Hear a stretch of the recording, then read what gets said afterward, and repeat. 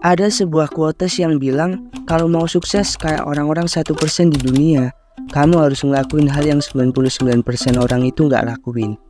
Nah, pertanyaannya, apa sih hal yang 99% orang nggak lakuin itu?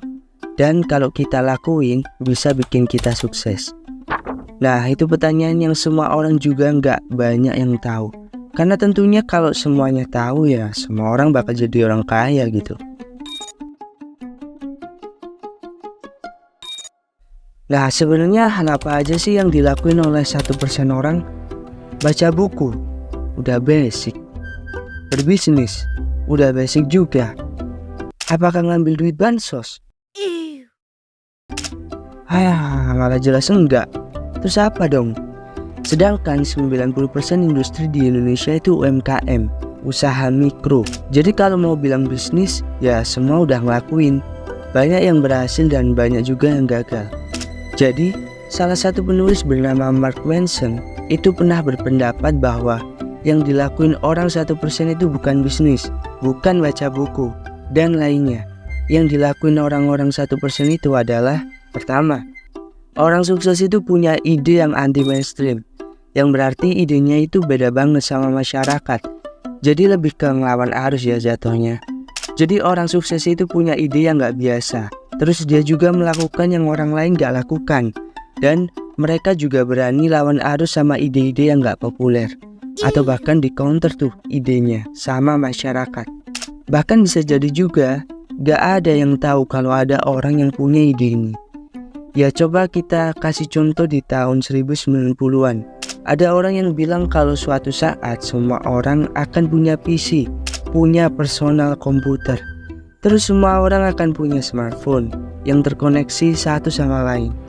Gak ada yang tahu kecuali Steve Jobs ini. Dan semuanya udah jadi kenyataan.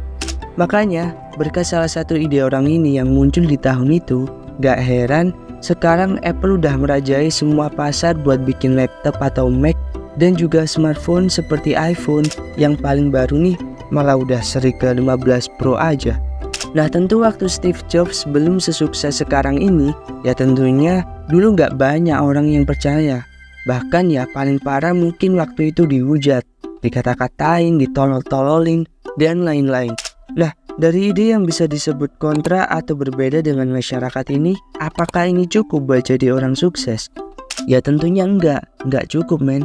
Ya gak guna dong punya ide yang beda sendiri tapi nggak bisa dibuktiin alias ya ngayal doang, halu doang. Ya kalau gitu mah malah jadi bahan tolol-tololan sama orang lain. Ide kontra bukan cuma harus kontra, tapi juga harus bisa dibuktiin. Misalnya Elon Musk yang yakin banget kalau eksplorasi luar angkasa bisa dilakuin dengan cepat oleh swasta. Tapi kenyataannya apa? Dia malah dihujat sana sini, dibilang ngayal, bahkan ditolol-tololin sama astronot-astronot yang dia idolain dari kecil. Bahkan dia pernah sampai nangis tuh.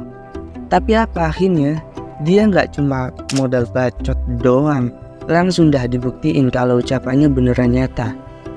Nah sampai sini punya ide mainstream dan bisa dibuktiin, ternyata itu masih nggak cukup. Makanya kita harus ngelakuin hal yang ketiga, yaitu eksekusi ide tersebut. Ini emang udah wajib banget. Kita harus bisa eksekusi ide mainstream tersebut. Karena kalau cuma ide doang ya semua orang juga bisa gitu. Mungkin di sekitar kita juga ada orang yang punya ide yang anti mainstream. Tapi kalau nggak dieksekusi ya sama aja bohong. Kita harus bisa eksekusi ide tersebut sampai jadi, sampai kedengaran orang-orang.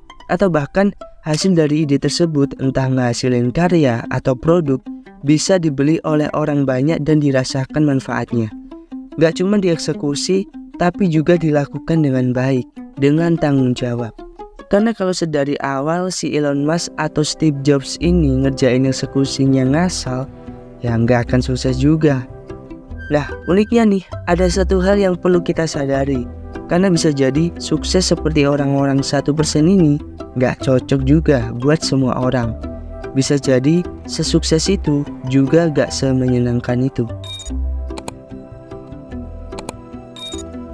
Kenapa sih sukses itu gak selalu cocok sama semua orang dan gak selalu menyenangkan? Faktanya ya emang kayak gitu, terutama orang Indonesia. Gak semua orang itu seneng jadi anti mainstream.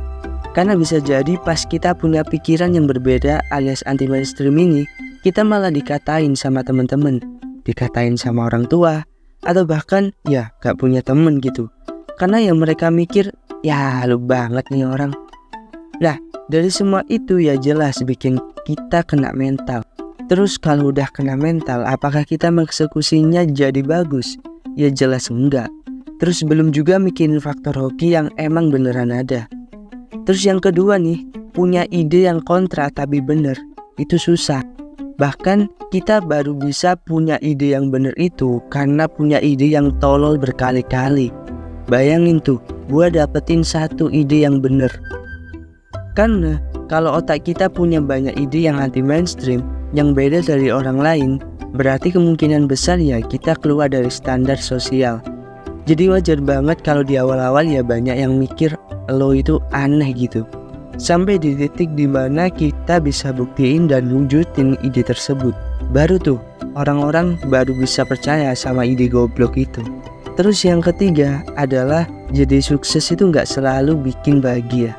Ya pernyataan yang klise sih, tapi terjadi di setiap orang. Karena banyak banget sih orang yang udah sukses gitu, tapi ternyata juga ada masalah lain yang menimpa hidupnya. Jadi ya mau kita low class, middle class, atau high class, di setiap levelnya pasti akan selalu ada masalah lain yang akan menanti. That's why pernyataan bahwa sukses itu nggak selalu bikin kita bahagia, ya bener gitu. Aku yakin semua orang di dunia ini tuh punya hal yang diinginkan yang sebenarnya nggak muluk-muluk, yang terpenting bermakna gitu. Ya misal dari pekerjaan yang baik, punya tempat tinggal, nikah, punya anak, dan lain sebagainya. Nah makanya nih, aku mau ngajak teman-teman buat nyamain persepsi tentang kesuksesan itu apa. Karena mau gimana pun pasti kita sering overthinking buat ngejar sesuatu yang buat dapetin itu pasti ada pengorbanan. Dan ya, kadang dengan mikirin itu hidup kita tuh jadi nggak tenang. Makanya aku mau ngajak buat samain persepsi tentang kesuksesan biar ya kita tuh nggak terlalu overthinking gitu. Mikir, kok gue gak sukses-sukses ya? Kok yang lain bisa ini itu ya? Well, sebenarnya yang perlu kita tahu bahwa dengan kita bisa bertahan hidup sampai sekarang, bisa happy, terus juga masih dikasih kesehatan dan masih bisa produktif, entah itu buat kerja, kuliah, sekolah, atau yang lainnya. Pokoknya punya 3 itu aja, happy, healthy, produktif, itu tuh sebenarnya kita udah sukses gitu. Kalau 3 hal ini udah tercapai, untuk ngejar yang lain kita jadi lebih rileks dan tenang. Karena biasanya kita tuh terlalu keras, sampai lupa bahwa apa yang dimiliki oleh kita sekarang itu tuh nggak dilihat dan nggak disyukuri. Jadi ya nikmati hidup dalam segala kondisi.